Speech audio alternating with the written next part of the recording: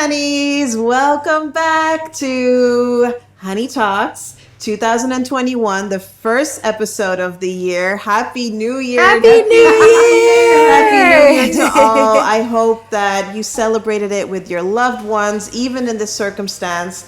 I hope you felt the love. I hope you're ready for a new year. 2020 has officially been canceled. So let's see. Praise the Lord. New. Let's see how long the BS of last year continues this year, but we ready. The dark cloud of 2020 is still very close. But you know what? Us. I'm ready for whatever. Absolutely. Ready for whatever.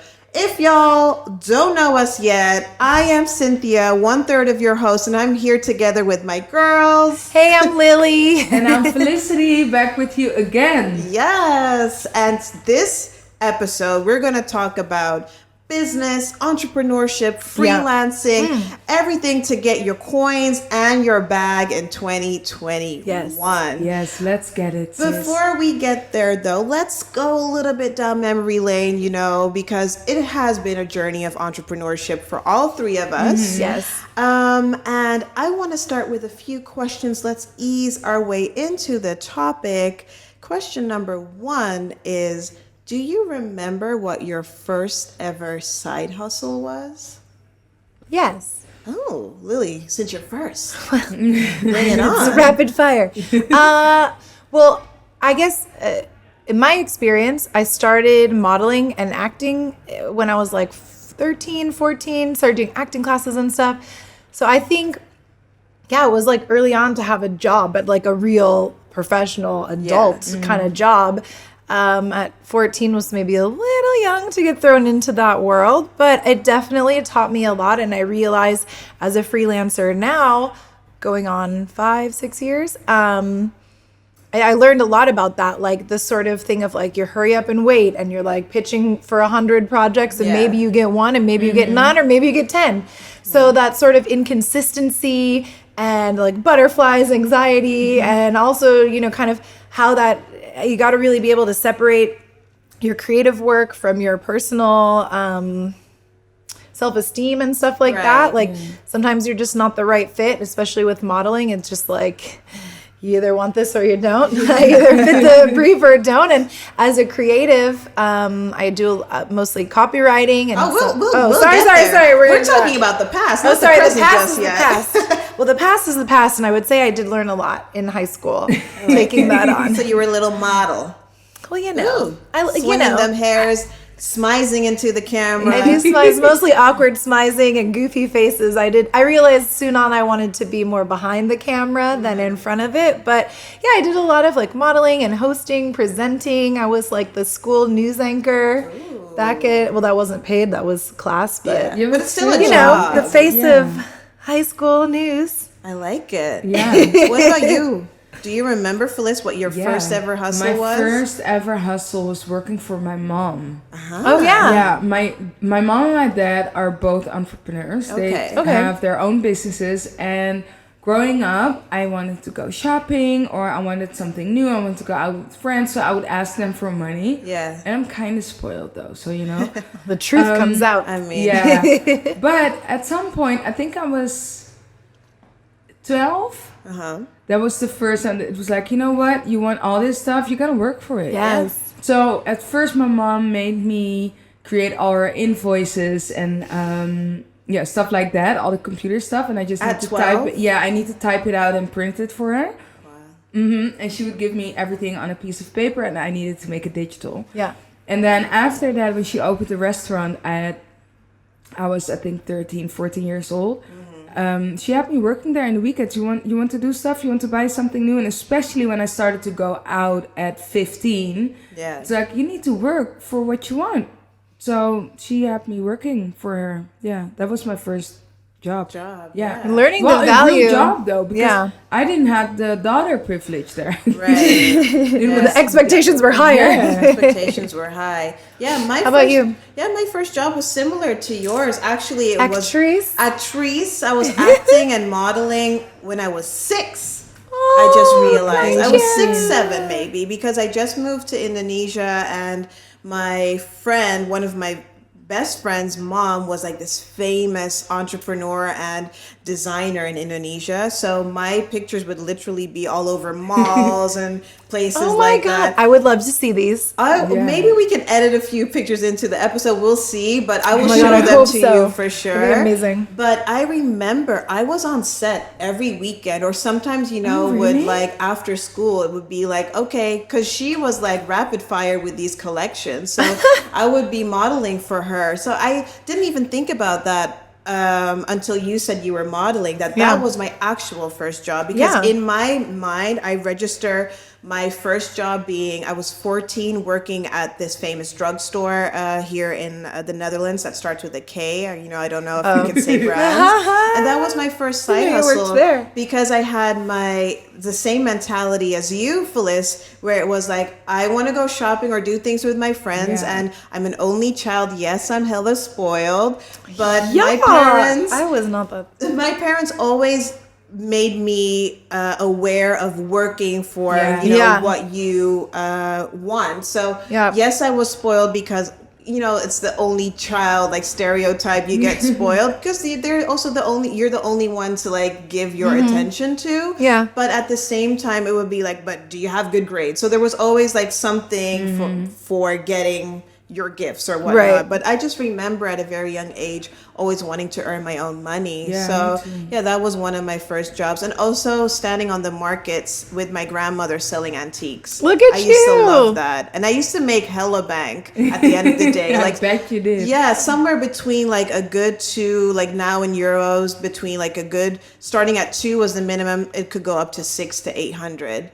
And What were you selling? Antiques. Like my grandma is a really great antique collector. Oh, okay. And we would sell that, and I would get some money. So for you it. guys both really had like entrepreneurship in your families. Yeah. I didn't really have my that. my mom is an entrepreneur. Right. That's my first With the memory. textiles, right? Your parents. No. My dad works in the textile industry for over 40 years, but my mom had all different types of businesses until this day. And actually, when we lived in Pakistan, that's the first business I can remember. She's the first woman to open a lingerie shop in Pakistan that is very heavily Islamic country, right? Oh, wow, yeah. So she opened a boutique selling La Perla, I'm saying a brand, but selling like lingerie to make brands. Women that usually cover themselves up, try on something to make them feel sexy, to make them feel good in a safe space and in a private environment. Her store was called Frills and Thrills. Oh, I love that. And it's like wear it for yourself. Thrill From yourself. my memory, I remember everything being black and pink silk. Something like that. It was sexy. It was like the mid-90s, so I'm not surprised by that. Yeah, but she had multiple boutiques like in malls and stuff like that. And Wow, that's so cool. See, for me, it's the reverse. My dad both my parents are artists, and both of them are also teachers. Right. And then my mom was a flight attendant because she's like, I can travel for free and study all the art that I'm into. She's smart. So, but I remember, like, I wasn't really encouraged to freelance. I actually wanted to do it a few years earlier than I did. And I didn't really have a lot of encouragement. It was sort of one of those things that I was like, girl, bye. I know what's happening over here. Like there's such a market for freelancing specifically in Amsterdam. And I was like, you just need to trust and believe. And if it doesn't work out, it doesn't work out. But like, I got to do something. And it was really, for me, like a means to an end. Right. But now I'm doing okay. I'm like, hey, y'all, I did it. Yeah. But my mom at the beginning was like, I don't know. Right. It's a big jump. It's a lot of responsibility. It's scary. Sometimes life unveils these exciting, unexpected opportunities, and you should just take the leap. Like, trust your gut and know that everything you've done up until this point made the net that will catch you just in case you fall. It brings me to my next question, which is, what do you do now? I mean, you already spilled the tea a little bit. You're a freelancer. What do you do? What kind of freelancer are you? What's your specialty? Like, share this with the audience. Well, I'm a freelance creative, and I am available for hire. It's a new year, and Mama needs a new job. No, I work primarily as a copywriter. I mean, I do all kinds of bespoke brand storytelling. Right. So my career as a writer, it was really always a hobby, and then something I did in school, doing school newspapers, and did that in like high school and university. And then I started writing when I moved here. My first internship was at Time Out Amsterdam. Oh, cool. And I was like, oh, sweet. I can write like all these restaurant reviews. Yeah. I can write like what y'all should see in Amsterdam. Like, Yeah. this is awesome. And I'm really good at this. Let's do it. Let's do it. But I didn't really want to be, I traveled so much growing up, which was amazing. But I was kind of happy to just engage with Amsterdam. And I sort of just kept always writing for different English publications. And I think I was lucky at the beginning, 11 years ago, the expat scene wasn't so big here. So people were like, hey, I need an English writer. And I heard about you. Yeah. Hey, you're Lily. Yeah. Oh, yeah, you wrote for this magazine. Come write for us. So I really kind of built it up over time. Now I would say, yeah, probably like 80% of my work is copywriting, so storytelling for brands, advertising, marketing campaigns. I've actually done like in the last couple of years tons of fashion brands, which was not it was really surprising to me that now people are calling me like, oh, I saw your campaign for this or that. And I'm like, yeah, well, cool, I'll do another one. You but can add it to your portfolio. yeah, at It's the beginning, expanding. I really was like, no, I'm like a culture and lifestyle writer. Yeah. And now I'm like, yeah, can and also expand. fashion, because Yeah. that's also where the paid work is. Right. It's hard to be a creative because I have my own stuff I want to make, like these projects, Yeah. and they're not always as lucrative as the projects I get with global brands, Right. global fashion brands. So it really is kind of a fine line. And sometimes I can do some photography as well, which is like, again, a hobby that I turned into a hustle. And like my favorite projects are when I get to do both. And that's Yeah. often for travel brands. But like, as we know, curse of 2020, your girl has not left Not going Holland. nowhere, I've yeah. been here. I've Yeah. been in these lowlands, and I'm Is what itching it to is. leave. But hopefully that will here we change go. this year. I'm really praying for that. But Felice, tell the audience, what is it that you do when you do what you do? I do this, honeys. This is what I do, and that's it. No, That ain't the truth. No. But it's what I do is basically what we created here. Yeah. I create images, and it can be moving images. It can be anything. Like, I'm a creative director and producer. Right. So I create, it's storytelling. I did a lot of brands. So I started working in this field as a presenter and a host, creating TV shows.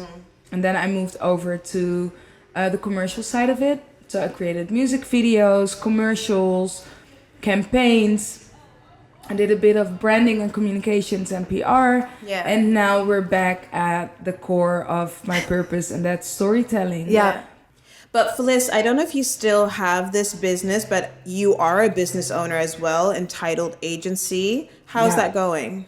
So I started working under the name Entitled because I was making a switch from being this solo freelancer and doing all these projects to, you know what, we're gonna level up. Yeah. I have goals, I have visions in 10 years. I don't want my income to be based on me. That everything needs to be me. You as a person. So I will get the job, I will get the project, I will do it. No, I want to work in a team. Yeah. And I am a firm believer of community. Also in our community, that's where the stories are. And Yeah. I think we can tell them the best. Yeah. And there's so much creativity. So you know what? I'm blending these two worlds together and Love doing it. all these projects. Yeah, so it's concept, events, and branding. That's what I do. And can you just quickly name one of the projects that you've done last year, which is worth mentioning? Yeah. Let's not brush so over it. I started off like because I had a break for a year. I came back with the name Entitled, producing and creating Black Girl Church. Yeah. And that was amazing, and that was the kickoff, really. Love it. Yeah.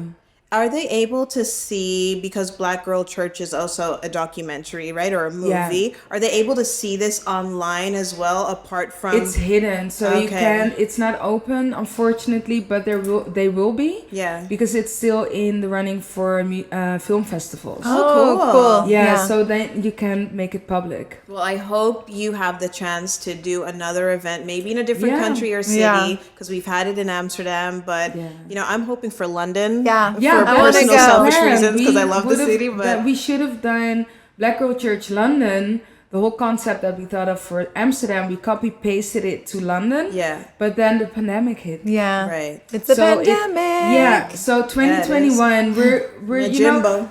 Yeah, we're gonna do a lot of stuff, and part of Entitled and Creating is also creating Honey Talks, and a lot of stuff is in we're also all producers and video hosts as well. So look at that, because we make this show DIY. This is a DIY from the heart show. When you have a vision and it's a collective vision, you will just strengthen each other. It's add up to add up and add up. We all really have like strong skills that we sort of take over when we're working on this project, and then the parts that overlap obviously is like presenting. That's why I started with Entitled, because there's so much power in collaborating, and I was like, you know what, if I will work under the name of an agency, it's not depending on my own creativity. I can work as a collective. It encompasses everything. And then we can do so much more. One of my biggest dreams is to create and build on a collective of all these different kind of amazing creative talents. Because I believe that when you work together and you have your own set of special skills and I have mine, but when we work together, it really adds and strengthens your superpowers, because you can focus on the details and move mountains and really strengthen the core of your business, because for every special thing or project you need, you have the right person in place. That's also a strong part of House of Notoire, which is my company. It is all about community and working together. And I mean, magic happens when you bundle, when you bundle your strengths and creativity together. It is such a beautiful thing, especially when, you know, everyone has their own strengths, even in our own project with Honey Talks. It really shines through. You know, one person will take over the script writing, for example, because you're the wordsmith over here. You have experience with videography. You'll take over the vision for that. You know, expert editor over here. Everyone brings their own flavor and their own strengths to it, which is such a beautiful thing. And I mean, if we're going to look at 2020, for me personally, as a business owner and a freelancer at the same time, I had one side of my business thrive, which was and still is my freelancing. But as a business, House of Notoire, if we didn't have Honey Talks, it would be at a standstill completely, because everything we do is revolving around bringing people together, traveling, events. We couldn't do any of that in 2020. In 2020, if I look back, it made such a difference this year on how I see my business and what I want to do. Like, what are my steps, my whole strategy. Because I would kick off with some projects last March again. But due to the pandemic, everything got canceled again. So you needed to take a step, I needed to take a step back and really see, okay, what is it you really want and what's a logical next step?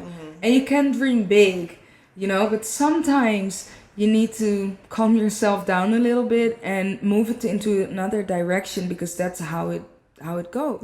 For sure. Being flexible is definitely an important aspect. You need to have a thick skin and be flexible to adapt. We're definitely going to talk about that more later in this conversation, because it's a great advice and something that we can further elaborate on for, you know, probably some women and men that are watching or listening right now that are thinking of starting. You know, we've been doing this. We've been in the game for years. But there are some people out there right now that are going to look at us like, okay, what tips do you have for me starting as a freelancer or entrepreneur in 2021? But you touched upon it a little bit already. So before we go into the topic of the week, how have the past 9 months, 9 to 10 months, affected you as a freelancer? What was your like business reflection of, I guess, 2020? My business reflection of 2020 is that, well, it's really, I think 2020 was really an exercise of like finding your balance on your own 2 feet again when you're really experiencing like feast or famine, right? Because I had a lot of projects, a lot of travel related projects. That's a lot of the content that I create. Yeah. All that just dried up. I mean, overnight. I was like booked for the whole quarter, Q2, and then all that's gone. So, and I feel like financially, yeah, I took a big hit last year. But it did open more space for me to do more fashion writing. And that was really cool in its own way because I had to look at what are the niches of creativity that I can really dive into that are still happening now. Yeah. And I still did do some travel related content, but not nearly as much as I had planned. And that's okay. There was space for something more. Mm. And, you know, I feel like 2020, it really did, it wore me down, like really down to rock bottom. And y'all watched me go through that. So, yeah, we did. You know, but I was like a phoenix rising. And things eventually got back on track. And a lot of that was just like letting go. I think that's such a good bit of advice. If you want to start your own business or take on that responsibility, you have to know that you won't have control. Yeah. You can have everything booked, busy, planned out, contracts, dotted lines. Yeah. And then something happens that's completely out of your control. And that could also be working on set. All of a sudden the cameraman cancels or the host is sick or the venue is closed. I mean, there's so many things that you have to be able to be flexible and adapt to. And I think that's the biggest takeaway is just really mentally and emotionally prepare yourself for getting knocked down. Yeah. And that's where I think the experience doing modeling as a younger girl really, that experience knocked me down a lot too. And in a lot of ways. And I think it gave me also a strength to know like, okay, I have to really know I want to do this. Yeah. And if I really want to do it, then I'm going to make it happen. And just believe it. Fake it till you make it too. Tell yourself that. I kept telling myself, I'm going to get these jobs. It's going to get better in 2020. And eventually it did. The end of the year, my God, I was swamped. Yeah. I was like, y'all couldn't have called me in July. Yeah. It's November now. Now suddenly you need this yesterday. It's like I kept on telling you, like it happened in the moment and time that it needed to. Yeah. Obviously, it would have been great and a load off of your shoulders if it happened before. Stress. But I do truly believe that things happen when they're supposed to. And look at you. You took that last part of 2020 into 2021. And like you said, you're thriving, a phoenix rising from the ashes. I want to stay rising. I mean, let's keep on building that and maintaining that. And that brings me to the topic of the week, which is starting a business, maintaining a business, and building a business. Ooh. Okay? We have so many stories to share about that. And I know for a fact that we have an audience with tons of questions. I'm not saying we have all the answers, but hopefully we can shed some light to your business ideas. It's not because we're experienced that you have all the answers. I still don't feel that I make it every day. Yeah, people ask me like for advice and I'm like, yeah, I'll give it to you. But I also am like looking at other people. I want to go down that path, or I'm going to learn something from you. One thing being an entrepreneur is that you need to continuously grow. Just as you want your business to grow, you as an individual and as a freelancer or business owner need to be able to adapt and grow along with your business as well. But Felice, if you would give someone who's just starting out, maybe as a freelancer or as a business owner, what would be the number one advice you would give to someone considering starting their own business? My number one would definitely be believe in yourself. Just keep on believing. Like, sometimes you will get a bit insecure, and that's normal. But you will have conversations, discussions even. It's so important to stand for what you believe is right for you. If it's a discussion on aesthetics or on your next step, you need to make your own mistakes. For sure. So if you feel in your gut or you're so convinced of your point in that moment, just go for it. Yeah. Following your gut is key for sure. What you think is the right decision. I like that. What about you, Lils?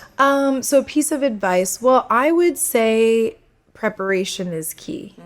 Something that a lot of people forget. And and I think especially in today's world, it's so cool, right? That there's so many more entrepreneurs and all these other new business venues and ways of revenue that didn't exist for a generation before us. Like so many of us in this industry as creatives are actually like really pioneering other routes. And I think preparation is the most important thing. If you want to branch out on your own and you feel really strongly that that's the best choice, I would say baby steps. I did like a big leap. Yeah. But looking back is like, I wanted to do the baby steps. It was just like, no one really encouraged me. And then finally I hit that point that I was like, I'm just going to fucking do it. Yeah. Oops, sorry. Yeah. I'm just going to do the damn thing. And so I did it that way. And thankfully it worked out, its own journey. But I would say like, start on the side. A side hustle can turn into your main hustle. For sure. But it can also turn into a struggle if that's all you have. So if you have a full-time job or a part-time job, keep that going. Keep that money in your bank, because people don't realize that not living without financial stress is actually a huge privilege, especially as a business owner. You're gonna hit debt, so avoid that as much as possible. Start small, keep building it up, collaborate with your friends, build it up. And when you reach the point that you're like, okay, my side hustle is taking over the time I need to put into my main job, that's when it's really time to make that switch. And as far as preparation as well, financially, save. Yeah. When I first started freelancing, I had a good friend, and he had been freelancing also in advertising in the beginning. And he told me like, Lil, you got to save for a whole quarter, all your bills, rent, groceries, insurance, fund money, everything that you need to live for 4 months, because it truly is feast or famine, especially in creative industries. There's ebbs and flows as things are being produced, and there's seasonality to things. And having that preparation, it's very hard to save, but that little, little safety net really saved my ass. Okay, I'm gonna be real honest with you. I know times where I could live carefree and have money in my pockets, but I also know times where money was a struggle, and sometimes it still is. But all I know is that not having your finance in check is the greatest distraction of building a business. And you need to make sure that you budget, and if you don't know how to do it and you need help with that, that's okay. There are amazing budget coaches that can make sure that you can be that bitch and build your business in a really healthy financial way. Like on multiple occasions. One of my biggest lessons as well to have that safety net. But I want to add to that, if you're not in a position to save, make sure that you will get into the position that you can save. Make it a priority. Make it a priority that your finances are looked after. That it's steady. And if you cannot save, because I'm in that position right now, I'm gonna be real honest with y'all, I'm not in a position to save a lot of money now. Right. But I am in the position to make sure that I can. So I'm putting in the work.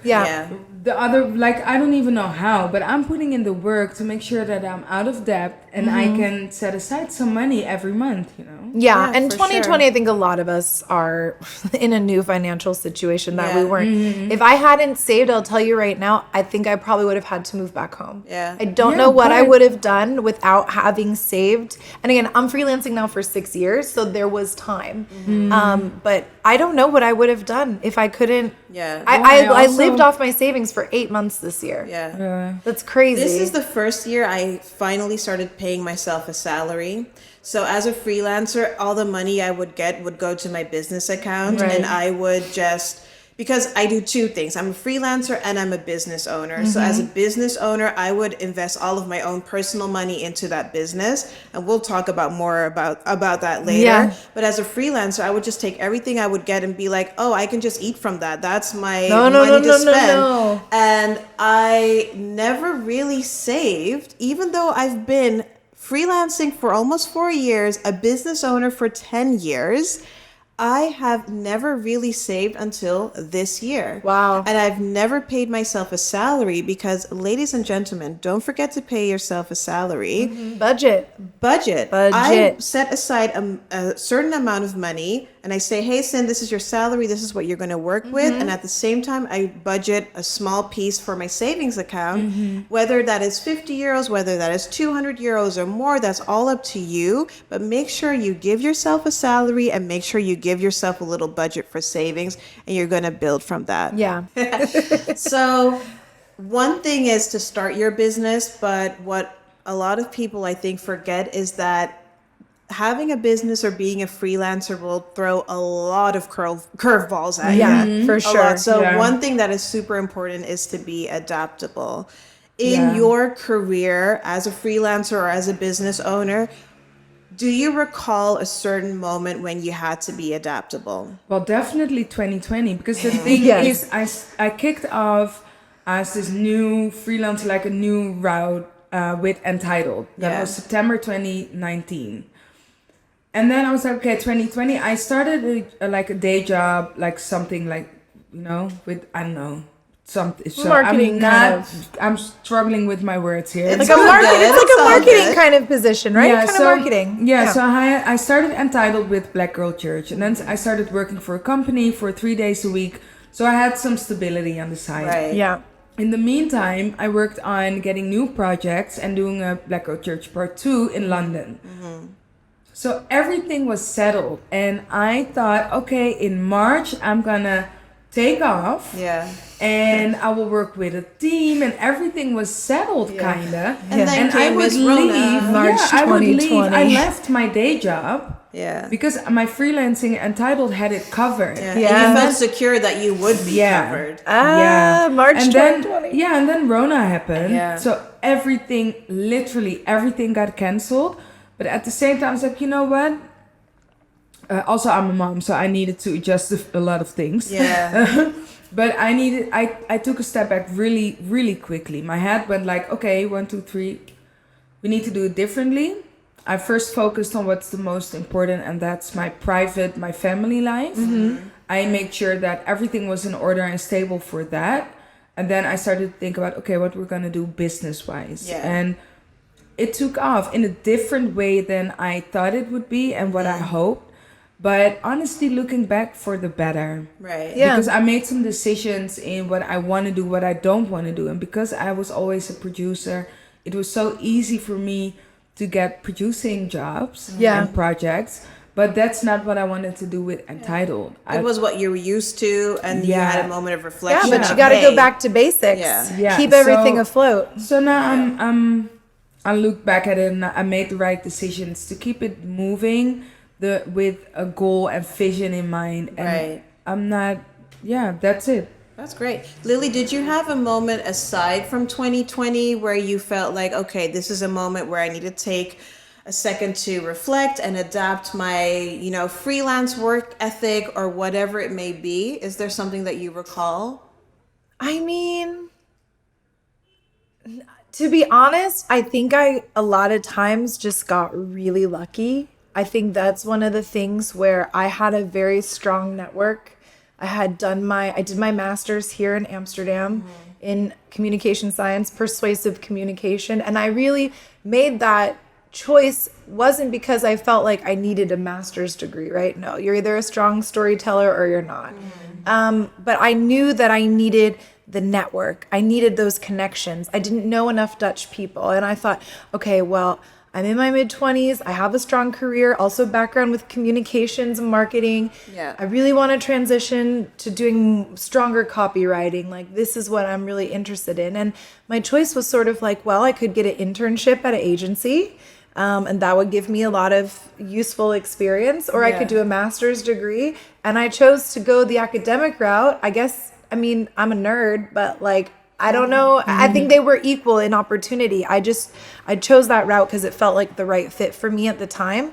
So yeah, I studied abroad a few different times, and I think that's a really great experience to kind of dip your toes in If you're ever thinking about moving abroad or, of course, wanting to start a business abroad, studying is a really great way to build that network, make those connections, and get a good taste for the city before you make a long-term commitment. So I've done summer programs that were like anything from a month to 6 weeks.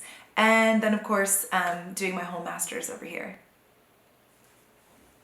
And I'm glad I did because I met tons of people, new peers that are also based in Amsterdam. Yeah. It was a great opportunity Built your network. as a student. I went back to school later. I was like 27 Okay. when I did my master's, which some of the other people were like 22, 23. Yeah. So I you were already a had bit some work later. experience. Right. I had done my bachelor's, come here, worked a while. So I had a lot of work experience and I really knew the path that I wanted to go on. And I knew like But branding that's and such a win because then you'll do a study that's really for you. exactly. And, And you will so really use it as well. So it's And that more really focused helps. than when you're younger and you're doing a master's just because you feel like that's, you know, the thing that you should do if you can right after your bachelor's. the opportunity, And it's like, yeah. I'll see if I'll use it or not, but this is way more focused I really made a on choice. developing your career. yeah, and I think that's different than in the States versus here because here you have a lot more support. School is a lot more financially affordable. Yeah. The opportunity is more available to people. Whereas in America, it's like a lot of people do their master's later because you have to work to pay for it. Yeah. It's Yeah. usually like a fellowship or some kind of other thing that's tied into research or something you're also already doing. So anyway, that was long-winded of saying I had a choice. I chose to do the academic route strictly because I was like, I want more networking opportunities. And that was the moment that I just really pushed myself. I said, okay, girl, you're going to stay here. I also had like a huge life transition in that time. And I really made the choice, like, I'm staying in Amsterdam for me. This is going to be my chapter. It's going to be Lily's world. This is what I want to do, and I'm going to do it. Yeah. And I just made sure that I networked like crazy since when did I do my master's? 2014. I have been a networking queen. Like when someone's like, oh yeah, I've heard of you, I'm like, good, I've been doing it right. Thank you. She even Yeah. coined something called bikini networking. Bikini networking. We'll talk It's about a that. whole vibe. We'll talk about that in the next segment. But bikini networking is real when it comes to Lily. It's so I don't real. play around. Yeah. Everyone thinks bikini is leisure time, but I'm telling you, that's the time to work. Okay.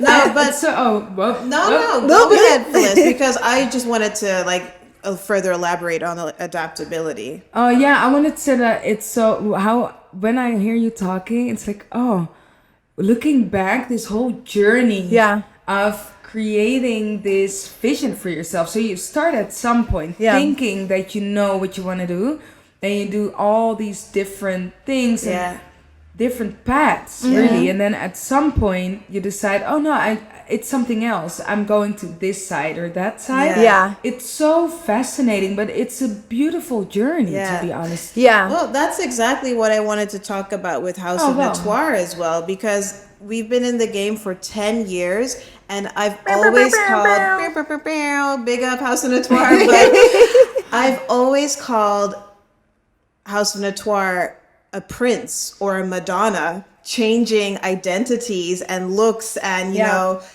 so many times, but the core of it remains the same. Yeah. That's bringing people together and building a network and building a global community. But when I think about the first event I did for House of Notoire, that was a club event in Amsterdam. Oh wow. I've heard about this. Yeah, right? Yes, It's I have like- heard about It it. must have been a really good party. It was popping. It was popping, but it was so different from what we're doing now. And I'm just thinking like, oh my goodness, this company has had so many lives. Yeah. Also before That's it was, amazing. it is amazing. And I'm so grateful for it. And that's why I feel like adaptability is so important Yeah. when it Yeah. comes to whether you're a business owner, whether you're a freelancer, because again, like we touched upon before, you are developing as a person and Yeah. your company is developing with you, And but also also the your world. audience Yeah. Yeah. and the world is Exactly. developing with you, Yeah. right? So it's really important to only not reflect within yourself, but also listen to your audience, because they're the ones that are going to either pay for your services or come to your events or do whatever it is that your company or freelance job is offering, but you need to listen to the external world as well as your own personal development. Yeah, so true. And what a ride it has been for all of us Yeah. with our own personal Because career I started journeys. working 10 years ago in television. And after that moment, I decided to move back to the Netherlands and start working here. I always had this idea and vision of one day I want to own my own creative agency, but I really didn't have a clue. Yeah. So I started collecting all these experiences. What you just said, internships. Yeah. But all different jobs. I created a documentary with a good friend of mine. I started working at a film production company. I did so many things, but out of all these things and developing as a person, now I'm steady, I'm grounded in myself, with myself. So now I can decide, okay, now it's ready because I know what I want. I know what my strong points are. I know what my weaknesses are. I know what I can do. I know what I can bring. Yeah. So now it's a time to really move forward independently as a business owner and not necessarily in favor of some other company. Yeah. In the beginning of your business, though, because right now I'm all about, delegating and have other professionals take over tasks that might be difficult for me or that I don't have the time for, especially when it comes to like finances. I'm like, no, I need someone to to do that for me. But in the beginning of your business, I think it's so important to try and take on as many hats as possible and try it out, to have a well-rounded understanding of all the facets it takes to run a business or all the facets it takes to be a freelancer. I think that's how I also understood my own strengths as well, because when I started back in 2010, actually I started in 2007 and it became an official business in 2010. I was just doing it all. I created my own website. I was a web developer. I was a photographer. I was a journalist. I was my manager. I was everything. Also because you don't have the finances to have a team when you're much younger, because back then this was between being 17 years old and 20 years old. Yeah. But also on top of that, you want to understand all facets of running your own business. And then later, if you can delegate or outsource, that's great. But to understand what you're doing and to understand what it takes to run your business makes it that much easier to build your team as well, because then you're understanding what they're doing and you can look And what you need, to get from them. Yes. Now for me and for Entitled, I'm at that point where I'm still by myself and I'm still solo. Yeah. But I know where I can find someone when I need it. So when I need a copywriter, I can ask Lily. And when I need a certain photographer or videographer, anything, or someone for PR specifically, so I can take care of the vision that I have and set in all the other people around me to get to the next point. So I'm really in that tussenfase. Yeah, exactly. I'm transcending from being solo to operating as an agency. Yeah. And it's so fascinating because it's scary at the same time, It because is you can't let go. Oh yeah, that's the hard thing as well, letting go, because especially when you're a business owner, it's your baby. It's your baby. But I do know that to move forward and to get to that goal, I need to take those steps. Oh, absolutely. Yeah. But it's just hard to, especially the first time you're letting go of certain responsibilities that you've taken under your wing for so long. Yeah. It's tough. Yeah, it is. It's tough. And you really need to put your trust into someone else to, have your vision aligned. Because at the end of the day, it's often your vision that someone else is helping you, nurture at the same time. But that is all about starting a company, the building blocks. But then comes the hard part, maintaining it. Maintaining and building your company. Oh, wow,